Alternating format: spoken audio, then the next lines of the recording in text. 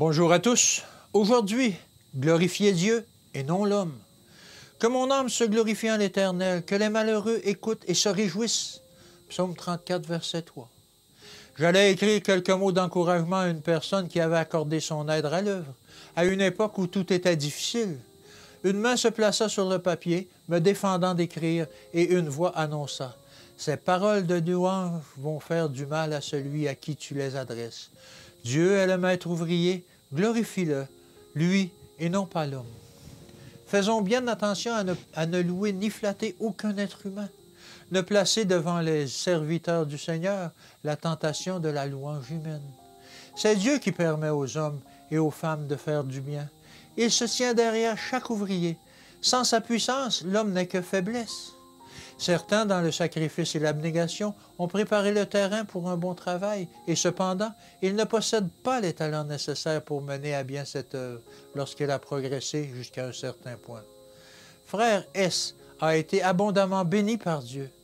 Le Seigneur s'est servi de lui pour commencer l'œuvre à H, mais il ne doit pas en déduire qu'il est apte à poursuivre le travail de l'école sur le plan ample et supérieur où il doit être poursuivi.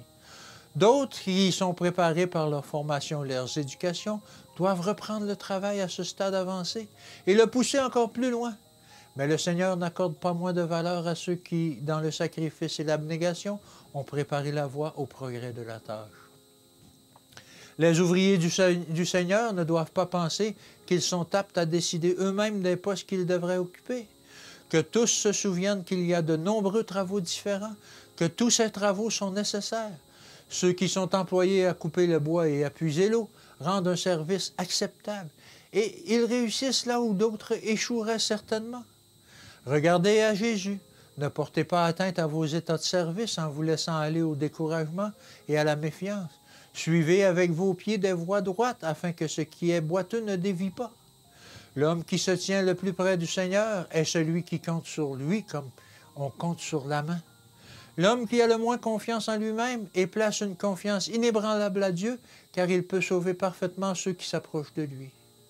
Le Seigneur s'intéresse à tout le travail que vous vous efforcez d'accomplir pour lui. Ne vous tourmentez pas. Le moment est venu de nous montrer dignes de confiance. Le jour du règlement de compte rendra le fidèle témoignage de la façon dont nous aurons accompli notre tâche. Faisons notre mieux. Si Dieu est avec nous, nous prospérerons.